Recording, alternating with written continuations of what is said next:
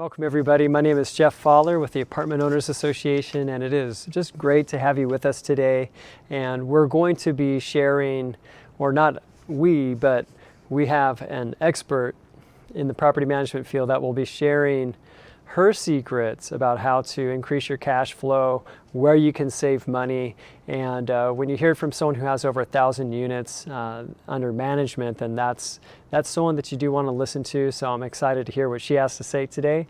And we are all just continuing to be on that learning path. And what I like so much about this is that everything that AOA is about, it's one of the largest individually organized groups of apartment owners here in the state.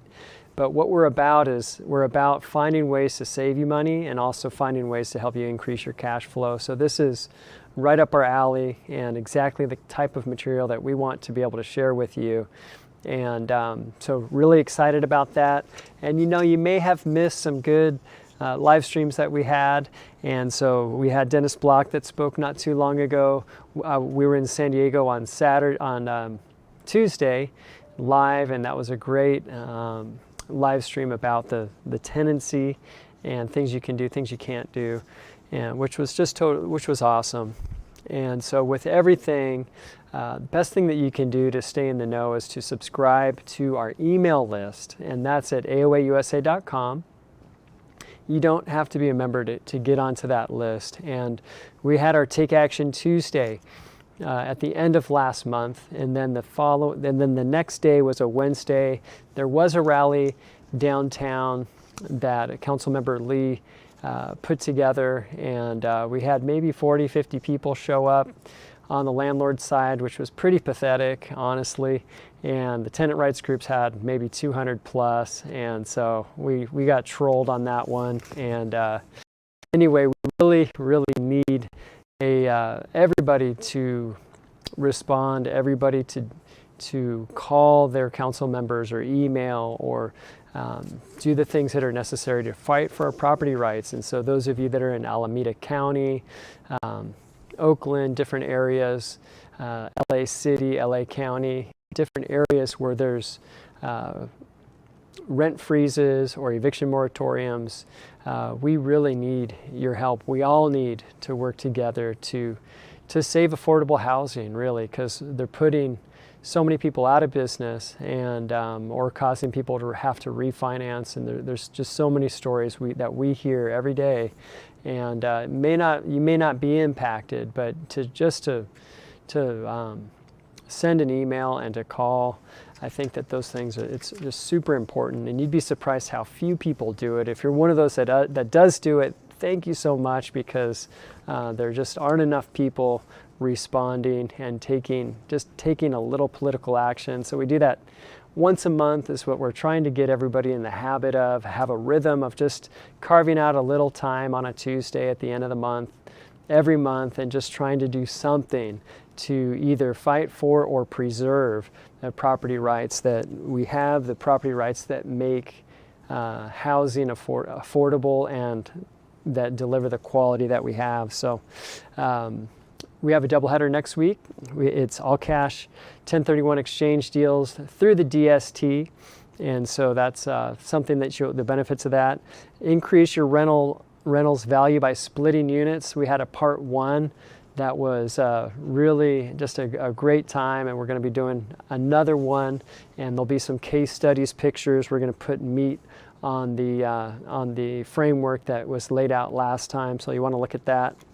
And also in the next, sometime today, we'll release a video for San Francisco that they had the 10-day notice that was ruled that you don't have to use that in the case of non-payment of rent. So we'll have a little update from Richard Beckman, a landlord tenant attorney in the Bay Area. So he'll be sharing. And just to say, we've updated our forms. We did a massive overhaul in January. We did a few little tweaks. And what's so great is that we have multiple attorneys that look at our forms, and we get suggestions from everybody. We pull those things together to try to produce a great form for you, and something that's simple and easy to use. So definitely, if you're an AOA member, keep using the most updated forms that we have, and Also, if you would like to see the closed caption, we have that on Facebook. So for live viewers, go to Facebook, our Facebook website, and you can watch it live from there with the captions, and that can always help. And then just for questions, as always, save them for the end. And if you're watching on the AOA website at aoausa.com, there's that blue help button. You can put your questions in there and they will funnel those to me and we can answer those questions at the end. And we're just so thankful for our sponsor today. It's Reynolds Realty Advisors. They are definitely a team of seasoned professionals. They have over 40 years of experience. They have over 1,000 units under management. And they're full service, so they could even add an ADU, and so I think there is a mention of the ADU today, so they'll talk about that. It's something that they can do for you. And so our speaker today, she's the president of Reynolds Realty Advisors, and she worked with Shea Homes, where she would master plan whole communities. She came out of the financial sector, so she has a lot of other experiences, corporate experiences that really help her create an environment for her company and bring in ideas that help manage those units. So it's my pleasure to introduce to you today Elizabeth Reynolds.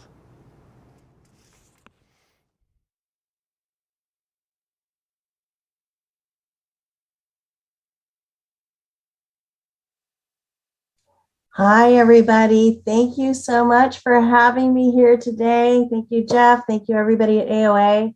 It is absolutely my pleasure to be here and spend the next hour with you. And hopefully you glean some golden nuggets from today's conversations. Feel free to ask questions in the chat room throughout the presentation. We'll definitely have some time for Q&A at the end.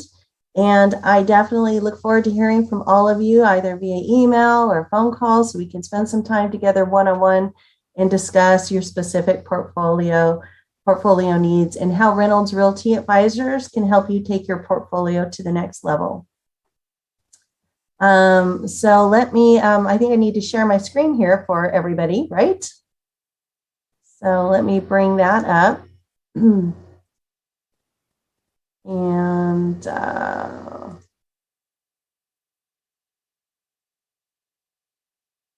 let's see.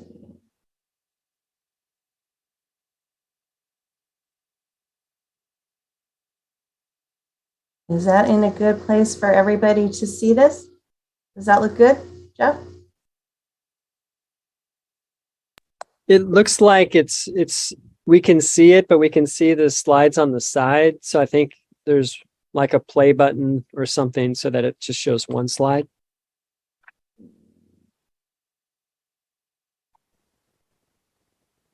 Oh, let me see if I can bring that up there. Is that good?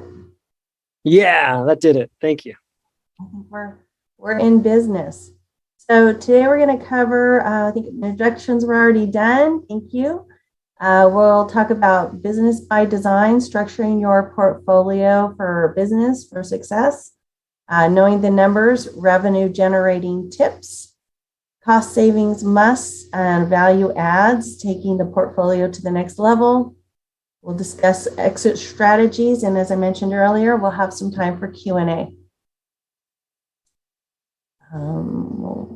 Again, Reynolds Realty Advisors, we're a full service property management company, and we're here to support our clients. We understand that it's a balancing act, really trying to balance increasing the portfolio, generating more revenue, saving on costs, staying compliance. Sometimes feels a little bit like you're on a teeter-totter, but no worries. Reynolds Realty Advisors is here to help.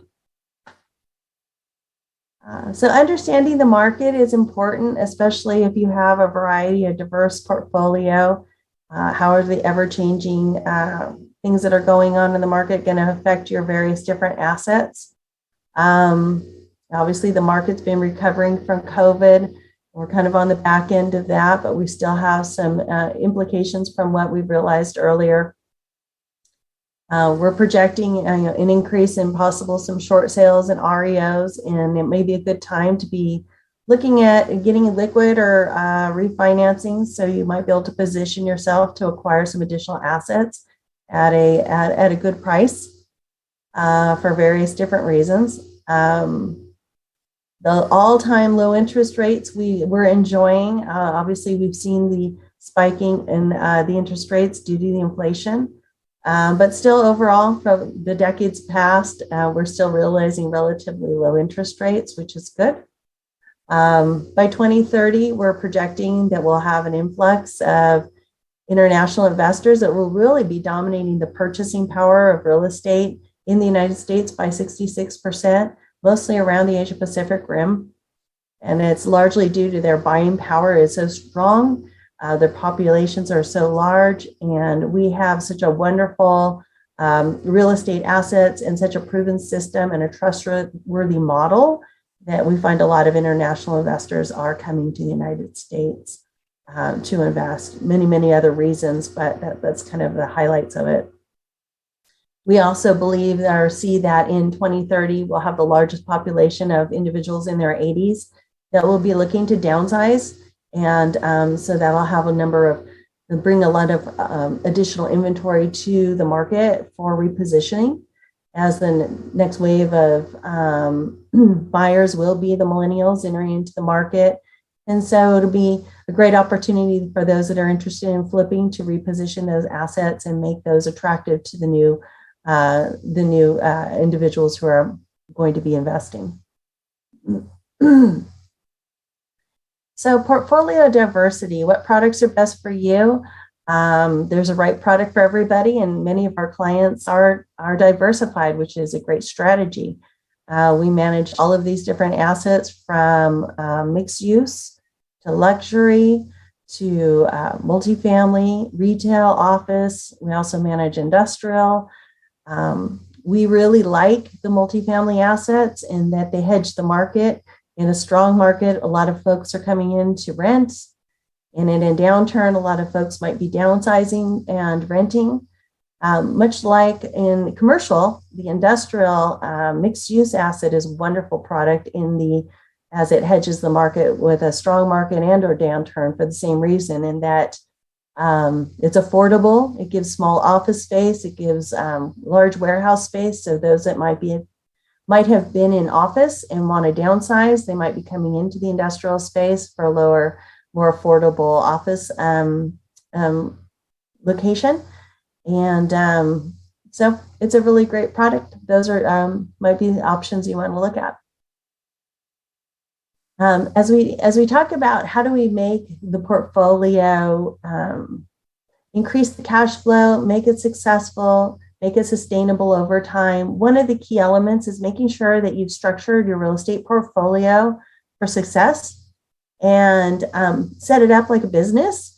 There's so many times that we'll run into our investors that are our clients, and we find out they really are holding these assets still in their own names or in the names of their parents.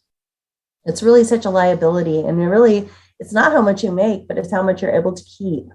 And one thing everybody should be thinking about is really a living trust or will. It really protects the asset by putting the asset into an entity such as an LLC, and the LLC into the will and trust. That's really going to protect your asset long term. Of course, consult your attorneys and so forth, the right structure for you. But these seem to be the proven models we've seen time and time again. If you hold any companies, make sure they're in the right corporation, whether it's a C Corp or an S Corp or the right particular entity, partnership, or so forth. And all of that can also be put into the will and trust so that you have multi-levels of protection, so that you as an individual are protected by the company, which is protected by the will and the trust. All of that, all of your income, all of your expenses, you want to be sure you're accounting for it with proper tracking and best practices for accounting. You really want to set that up so that at the end of the year, when you're going to pay your taxes, you've maximized your write-offs throughout the entire year, writing off everything you can to the corporations or the LLC, and really taking advantage of the tax laws that we have in place. Compliance is really huge. This is one area where we can really lose it all if we're not in compliance, and we'll get into that in a bit more detail. And then personal wealth and investing for long-term success. All of this, put together is really what helps to make your portfolio successful long-term and protects your assets. Looking at the operational model, to operate and maintain real estate and have it work for you as opposed to you working for it, it really means we have to have systems, people, processes, and systems in place to really operate the assets, manage the assets, and create that passive income we need. Creating abundance is, vital action within all areas. All those areas are depicted here, and it includes focus on marketing every day, refreshing that, making it current and relevant on all the different social media platforms, having a leasing tools, having leasing agents who are responding to the calls, and having for example, we use AOA's contracts and forms for all of our leasing. And so ensuring that you're compliant with your system and your tools is important, and your agents know where to go to get that information. And then managing the tenants all the way through, from a wonderful experience of seeing the unit to walking through the contract to moving in, going through the move-in checklist and making sure all their needs are taken care of, whether there's maintenance items that need to be addressed, and having an in-house maintenance team who can handle that is so important. We find that having the maintenance team in-house oftentimes will underrun costs of sending that out to vendors. We have all of these functions in place within Reynolds Realty Advisors, and we put those in place for our clients time and time again. Having a financial budget put together for each property so that we know what the income stream should be, where it is now and where we want it to be, and where the expenses are now, and how we can adjust those to ensure we get the net operating income we're looking for month over month, year over year, so that we get that increased cash flow that we're looking for and increased value. Because as we know, the multifamily and the commercial assets are really valued based on the income, the net operating income, and those variables, and not so much the comps. And then diving deeper into the compliance segment, really have to be compliant with fair housing and ADA. And that's, leveraging AOA for those best practices and those ever-changing guidelines is important, as well as the annual education, which they offer, and we participate in and make sure all of our team members do as well. Keeping up with accounting best practices and having a team members that help do that for you. Employment law and employment compliance is huge. And making sure that you're up to speed with all of the payroll and HR compliance and regulations for all of your team members is really important. The value adds, we have lots of opportunities. We could dive into great opportunities for increasing revenue and reducing the expenses, and we'll get into that in the next slides. Here we're going to talk about, do you have a team or are you the team? This is a list of some of the key functional leaders that we have, that most management companies will have, and that it really takes to sustain excellence over time and grow the portfolios. So I'm the broker, and I have oversight over all functional areas. We have director of operations, whereby the regionals, area managers, and property managers roll up into that person. We have a maintenance manager who's also a licensed GC, and he oversees the execution of all of the maintenance team members that we deploy to all of our properties.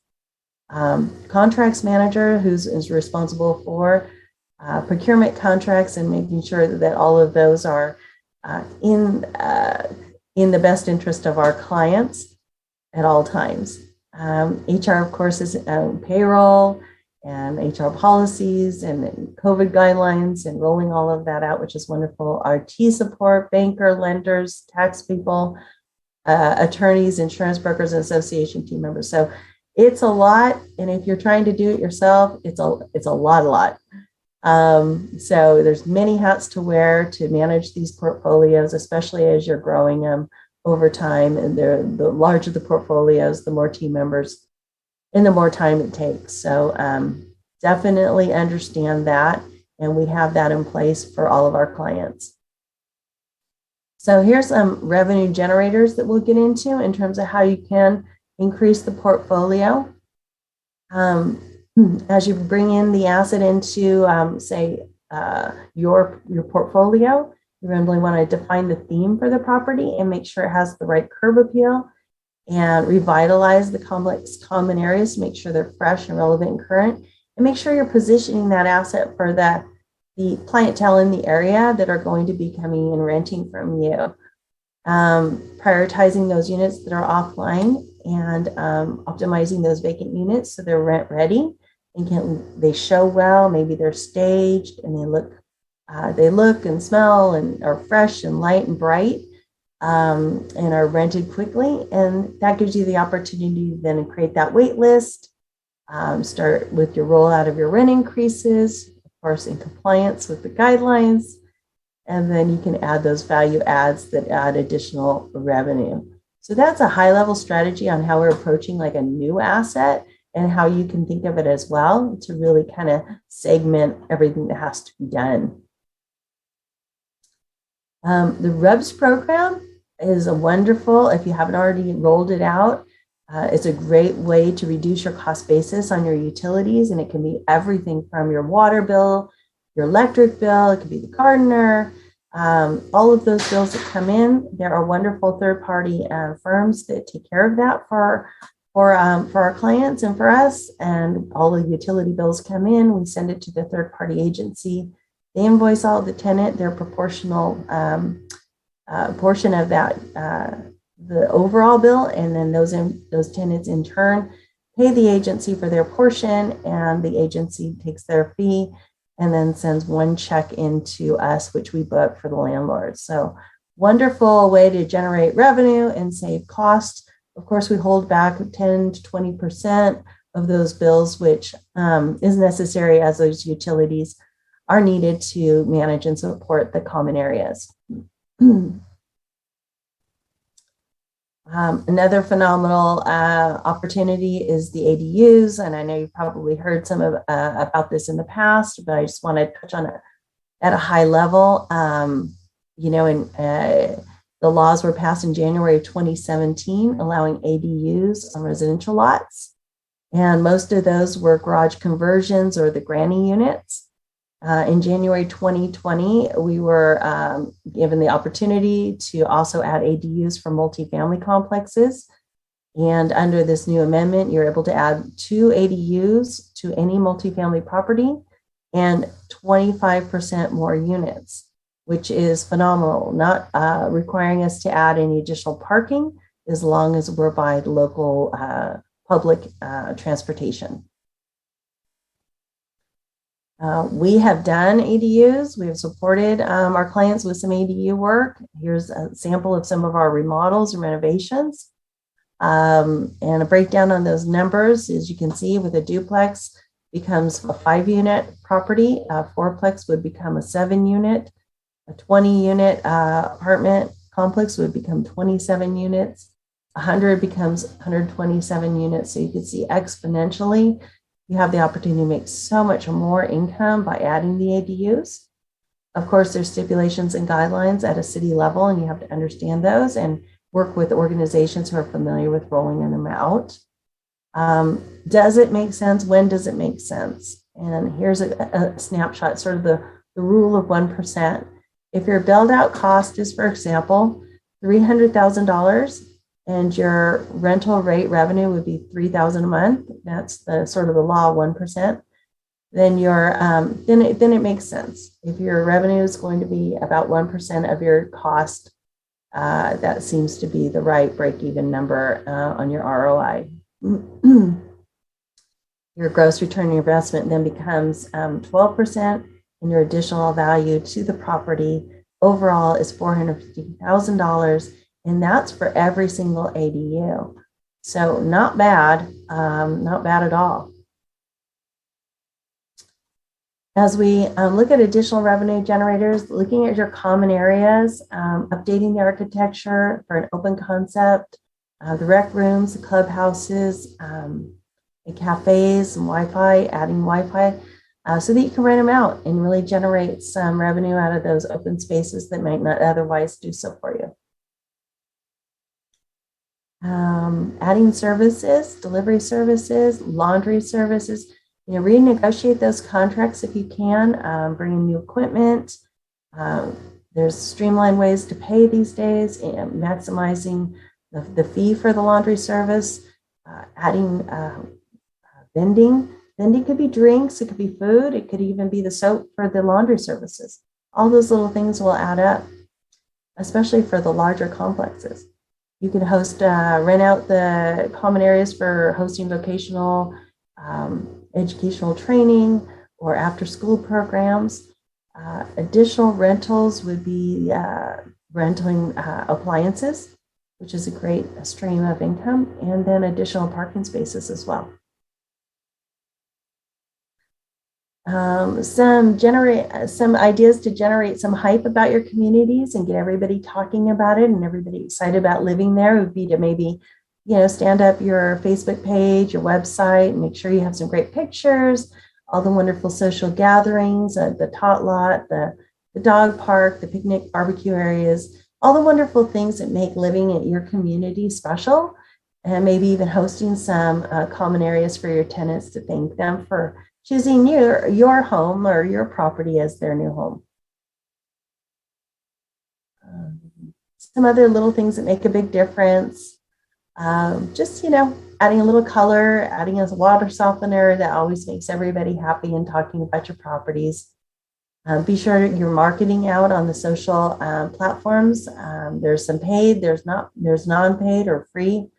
And making sure your content is relevant and current, and making sure you have a marketing plan that's right for your property. So we talked about some additional value-added strategies. We did talk about the building, the unit turnovers.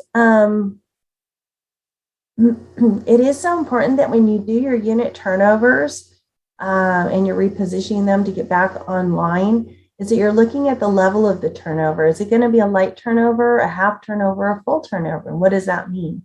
It's all about how much is the outlay and what's the return on my investment. If the unit is in relatively good condition, it might just need a fresh paint, a good cleaning, and a touch up. So we might do a light turnover. But if the carpet is bad and the walls are bad, we might be looking at some repairs, some new flooring, some new finishes. It might really need more of a half turnover, and or maybe it's just hasn't been touched in 20 years and you need a full turnover. But not every unit needs a full turnover. Really determining what's the right level of turnover for that unit, and really doing the outlay of money at the right level so that you get the maximum return on your investment and you continue to keep those costs down, revenue up, and your NOI increasing month over month. And I think we talked about some of those social gatherings earlier, so go on from there. Some additional value-added strategies for maximizing your cash flow. Well, increasing the portfolio, and that could be through, refinancing, getting additional investors so you can buy additional properties and grow the portfolio. Excuse me. 1031 exchanges, and getting ready to buy more as we think that the market is changing, and being liquid and ready to buy more is great at this time. So what does that look like when you do grow the portfolio? Here's a basic model. Let's say you buy one house and you're able to hold back 20% and you save that for a couple of years and you buy another home. And then that first home should be generating a profit within 8 years. And you can see as you do this model, exponentially your portfolio grows, your total profits grow, and it'll actually help you to grow even faster. So some cost savings must. Taking a look at maximizing your write-offs, as we talked about earlier, really putting the tax laws in place so that you're writing off everything you can. Might even be looking at how you're depreciating your asset, making sure you're taking advantage of all of those options and really working closely with your CPA and your controller to make sure the books are organized appropriately to take advantage of all of those benefits that are available to you. The COVID impact was huge. Hopefully everybody's helped their tenants to apply for rent relief and have gotten those assistance and landlord relief.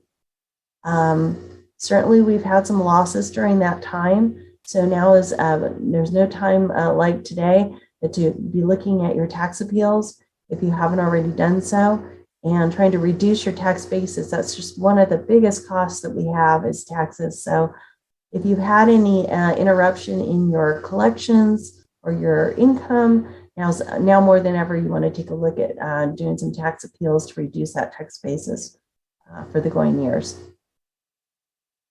Insurance, now is a great time also to renegotiate your insurance coverages. Oftentimes you can get more coverage for less costs. I've had tenants save, $10,000 per month by renegotiating insurance alone, which can, really add up $2.6 million, increasing their value on the sale of their assets. So we'll talk to your brokers. If you don't have a broker, if you're not sure who to go to renegotiate your taxes, give us a call. We do have some resources that we work closely with that can help you with that. And then here's a slide just kind of putting it all together, looking at the revenue generators, setting yourself up for success, making sure your assets are protected and under an LLC or under your living will and trust, having the people, processes, and systems in place to manage the portfolio, maximizing your occupancy by bringing those offline units rent ready and getting them leased up, rolling out the rent increases. And, we're seeing now in the back end of COVID that with LA County, we're able to roll out rent increases, and Orange County as well. With inflation having increased as much as it has, we're looking at 5% plus CPI with a max cap on 10%. So there's one upside to having not been able to do rent increases for so long. So definitely take advantage of the rent increases where you can. I know there's so many areas that are under rent control, and so those rent increases might be tapped out at like 3%. But whatever you can do, definitely do that. And more and more, we're finding that we can still maximize the rents as we do our turnovers. So it's important to do that at those times as well. Leasing out the common areas, rolling out ADUs in those areas that make sense for you. The RUBS program, sending out or implementing the value add services and expanding your portfolio. On the cost savings, setting up your real estate portfolio as a business, that's always going to save because you'll have that protection. Maximizing your write-offs, compliance is key in every area.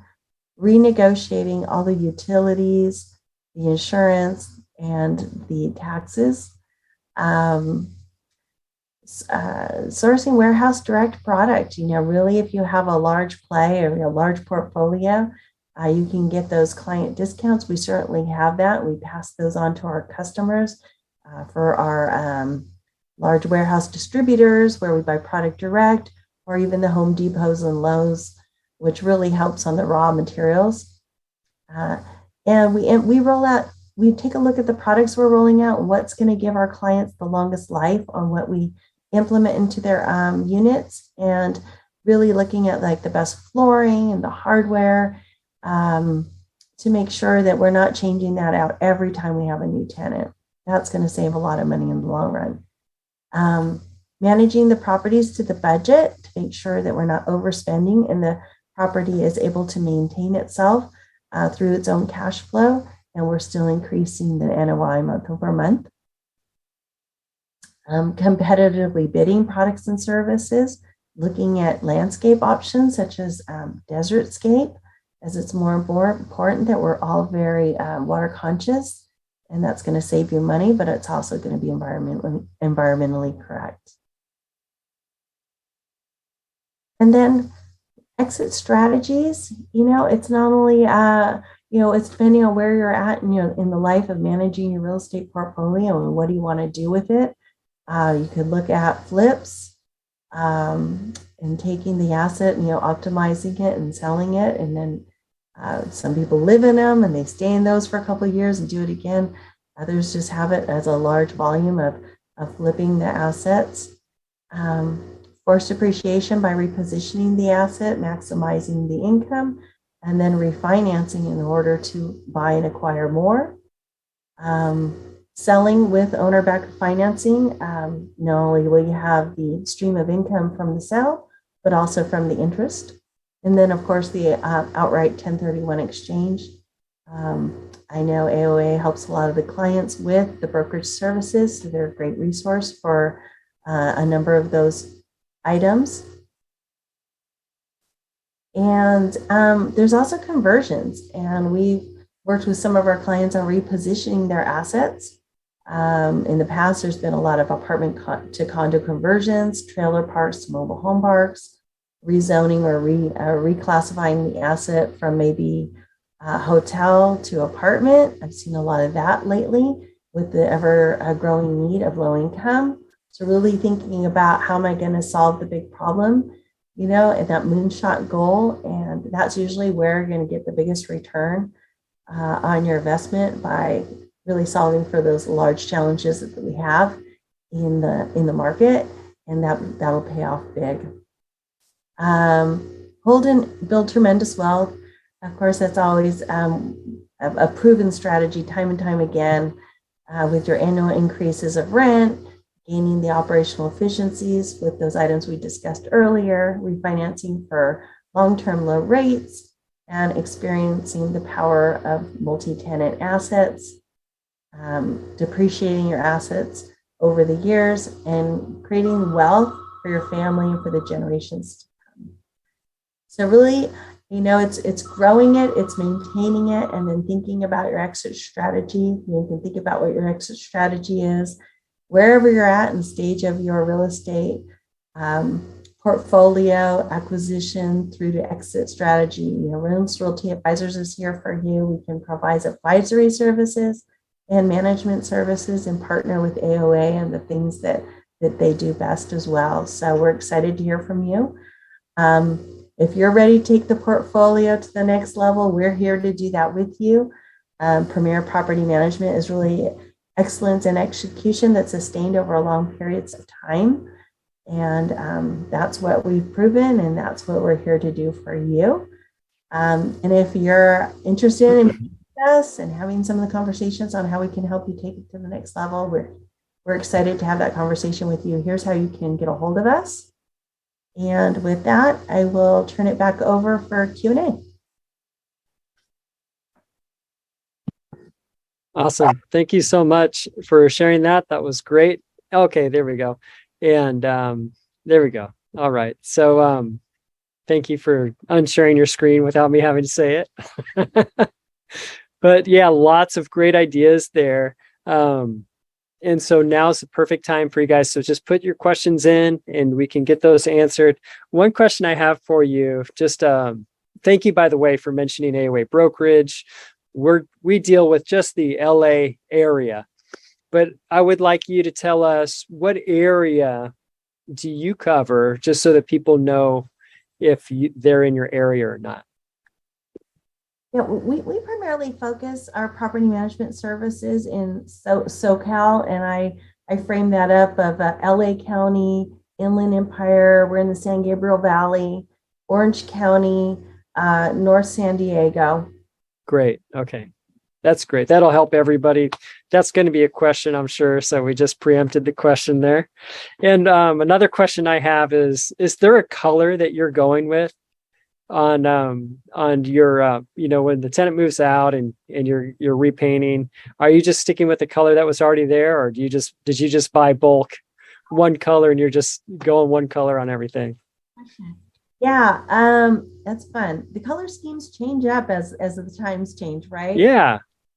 There was the warm tones. I have clients that have their color palettes, honestly, and I have color clients that have their bill of material, and we are absolutely we stick to that if that's what they want, and that way they have repeatability and consistency. So if their products break, we can. It's easy to maintain, and the colors need touch up. It's easy to maintain. So it's I don't have one particular one to easily answer the question. I have one that has warm tones. My ocean properties are going with the cool tones, the white with the sandy color wood floor, and a little accent color with maybe a little bit of blue or black. And then I have some clients that are staying right now still with the grays, Okay. um, with the gray uh, flooring, slight touch of gray in the color in the paint. So yeah, we have a few different color palettes that we work with depending on kind of location and the client. Great. That's great. All right. So, yeah, I failed to mention this, but we are going to have the trade show in October at the Long Beach Convention Center. It will be awesome.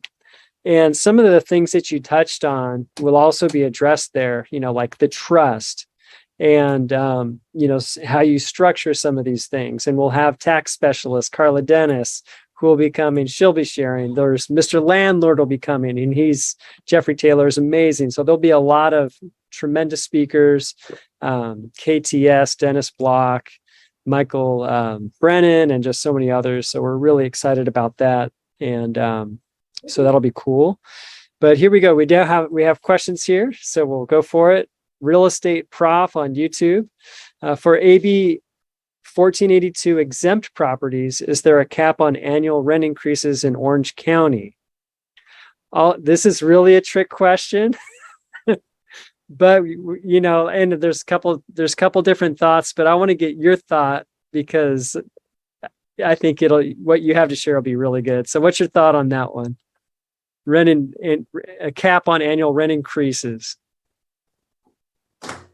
So for Orange County, we have rolled out rent increases and kind of across the board, and we've done the 5% plus CPI. And I remember when we were able to start with that rollout. Honestly, off the top of my head, I don't remember the date that was released to start, but that was released to start before LA County. And then LA County, we have been released to proceed with our rent increases as well.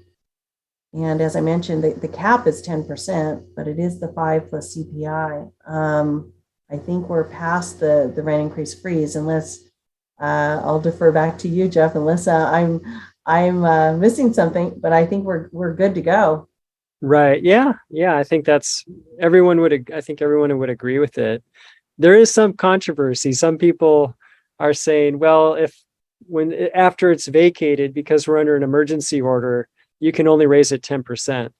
And then other attorneys like Dennis Block would say, no, it's market rate. You can't go 10% over market rate. That would be the price gouging.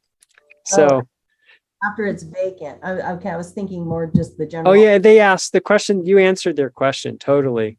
Yeah. But that was the one that's a little controversial. But let's try to avoid the legal questions today.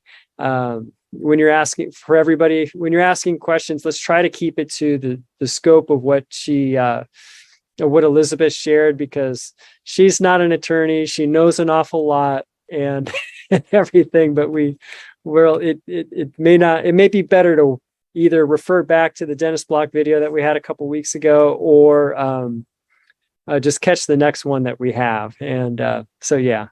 But here we go. For Brian, insurance costs for multifamily seems to be up and not down. Please provide names of insurance company for 5 to 10 units. So yeah, who are you guys using? Yeah, I am using a gentleman by the name of Gabe. He's with Wigmore, and I know if you want to blast his information out, I can tell it to you. Yeah, that's fine. I mean, that's fine. Hey, it's whoever you're using. It's good to get a couple sources, I think. Yeah, let me just Gabe Sanchez. He's going to love this free marketing. Oh, yeah. Gabe Sanchez, he's with Wigmore. He can be reached at his work number is 714-979-6543. There you go. And so there's that. And this video is on YouTube. If you didn't catch that, you can go to YouTube and just pause it and pause, replay, and just and get that information again. And then also there's the AOA group insurance. So get a couple quotes, look at the bottom line number, and also look at what's included there, because you want to have compare apples with apples and get what's best and make sure you're covered for everything that you need. And so great question, Brian. Okay, George, will a newly constructed separate ADU in California fall under rent stabilization after 15 years if it is a rental unit during and after 15 years? So it depends. I guess when he says rent stabilization, he must be in LA City or in another area in Northern California that's under rent control. So let's just assume that. Got it. I don't have a clear answer on that one. I know what we've been focused on is helping our clients to build out the ADUs and to get them zoned so that they are approved to move forward in dealing with all the different restrictions on the height and so forth, and then getting them rented, pre-rented for our clients. As far as what happens 15 years out from now, I'm not totally clear. Right. And I think for things don't come under RSO until after 15 years, I believe, right, Elizabeth? Is that right? Not. So we're stretching ourselves thin here. So yeah, call the office, call AOA. If you're a member, you can call and ask that question, or definitely you can ask your attorney. Linda on YouTube, for an ADU in LA, can you recommend an honest construction company? And yeah, so you guys are using a lot of in-house for maintenance. Do you have a construction company that you're using? Yes, I have 2 GCs I'm working with. So you can give us a call and we can come out and we can do the estimates and work with you on those ADUs. So give us a call. Great. Yeah, because there's a lot involved. You need to come up with a plan. You need to get it permitted before you even start construction. So definitely look at all that. And then also one thing I will mention, I believe you advertise in our magazine. Is that right? I don't want to. Oh yeah. Yeah. So you can find Elizabeth. You can find general contractors in the magazine.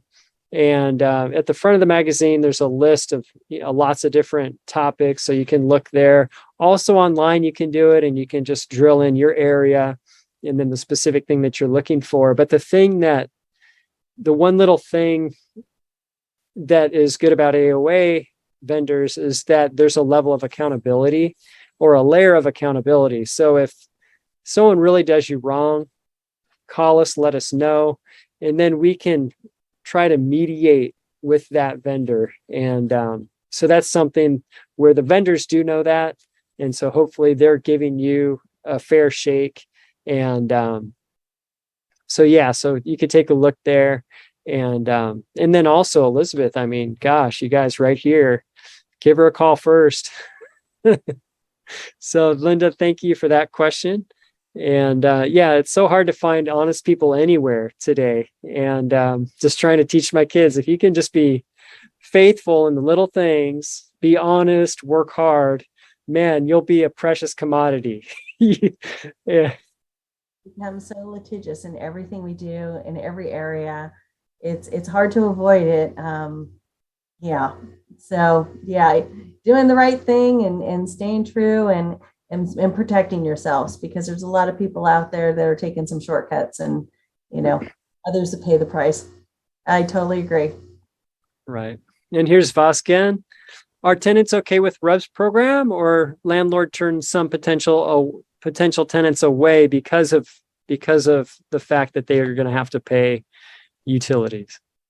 I think more and more the landlords are rolling that out. So it seems to be more the norm. You might want to take a look at, as you do your rental market survey, what everybody's charging in the area. If that seems to be common, I would definitely jump on that bandwagon. If it's not so common, maybe you're making some slight adjustments on the rental rate to offset it, or you're looking at is it easier just to maximize the rent increases and hold off on that. But I think the logic that we've used in the past is if you bought your own home, condo or townhome, you're going to pay that. It's an expense that needs to be paid. And when we find that the tenants have to pay it, they're more conservative with those than they would if you're paying it. So there's some definite advantages there. But then again, you might be offsetting that with some other nice amenities that you're adding in your community to make it something that they want to be there either way.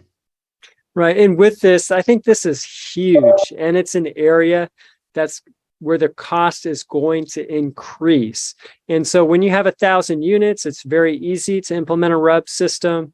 For those of you that own, let's say you only have a fourplex or whatever, you need to call Livable. Livable is a RUB software, and they can handle anybody from 2 units on up. They can handle it. And so that's very unique to them. And so what Elizabeth has, a scale, she has the economy of scale to work with having 1,000 units. And so she's able to do things more efficiently. And the price that she's getting is better than you would get on your own. But just to say, it is possible that you can do the RUBS program with Livable. So just tell them AOA sent you, and I think they give you a little bit better of a deal with that. All right, George, when interviewing a property management firm, what are some good questions to ask the service?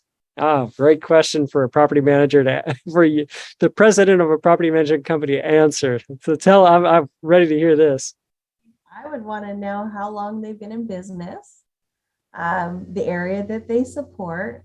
I always get the question, where's your office? I'm not sure why that makes sense, because my people are in the field all the time. I make sure I have offices in every county that I do business in. I would want to know everything important to me. And that varies from person to person. Boy, we could have a long conversation about what those questions would be. But I definitely want to know about their compliance, their track record, how they increase the income, how they increase the value, how they respond to work orders and emergencies, how they take care of the tenants, how they show the units, how they stage the units, how much time they take to lease it up, how do the turnover, what's the average cost of a turnover, what does that product bill of material look like, that's the experience level of their team members, how customer focused are they. You might even want to shop them, make a quick phone call to the main number and see how they answer. Do they answer? Hopefully that helps. Just a few. Great. Thank you so much. That's awesome. And and just to mention, we're really excited we have property management software that we did, a company that we acquired, and the accounting in there is amazing. So you're able, like Elizabeth talked about the budget. And so that's really important. And just in the last couple of weeks, we released an update where you're able to have a reconciliation report. You can create a budget for the year and then just see how that's going throughout the year. And, so that's a great program. It has one of the amenities. I think that you definitely offer this amenity. You didn't even mention it, but the ability to do online rental payment. That's an amenity that you offer.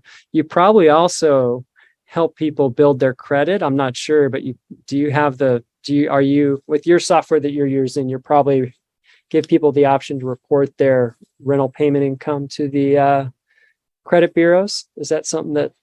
I don't think our software that we have 2 different software solutions we're using right now. Ours doesn't. Does yours do that? Yeah. So we're about to roll that out in the next couple of weeks. So that's that's an amenity. And, ultimately we want to help people. We want to help them succeed. That's the bottom line. If they have better credit, then someday they're going to be able to move into a house, because that's the American dream, right? Is to be able to buy a place. And so we can help them in that process and just realize this person, they're going to be here. And if they build credit for 5 years and then get a home, that's a win-win. We just had 5 years of rent being paid on time, every time. and they're prioritizing it because they know that they're going to get dinged if they don't. So that's another amenity that I'm excited about. And, because we want everyone to succeed, and we know that you guys are going to succeed when your tenants succeed. And so that's a cool one. Of course, we have debt reporting, which is kind of like the stick, after they don't pay and they've moved out. But, hopefully you don't have to use that one too much. Great. That was such a great presentation, I thought. Yeah, and even with the ADUs, like everything bumps up, and like it's $300,000 to build a unit. That number has been thrown around for over a year. Even as that number may have increased, maybe not. Like I don't know today if it's a good round number, but even if that one increased, on the other side, you can get more than 3,000 now for that same. So that's for that same thing. Everything's just kind of tracking up altogether. So it really is an incredible way. And the fact that you have experience with that, that's incredible. Right. Yeah. No, and with all the other constraints that have been put on landlords in the past years, this is just such a wonderful benefit to take advantage of.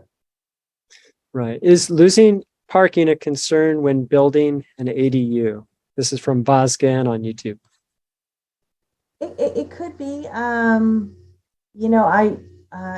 think it depends on the property. As long as you have some street parking and other options, we're always looking to when we add the ADU, not take away parking, but we're usually not adding parking. We're maintaining. So that's usually our goal. So for example, if there's a carport that has a flat roof on top of it, we might be making the ADU on top of it and keeping the parking below. We're also looking at grassy knoll open space where you can go off the back, where you might cantilever and you might have a unit down below and up above, lofted over another unit. So we're looking at creative spaces like that. So we're trying not to take away parking, but at the same time, we don't have to add it by the fact that we add the unit. Great. All right. Well, thank you so much, Elizabeth. Really appreciate your just treating the whole thing and giving people the big picture.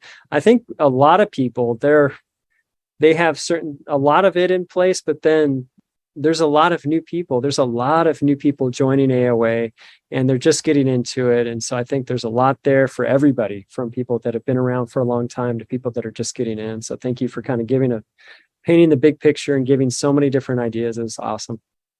Appreciate it.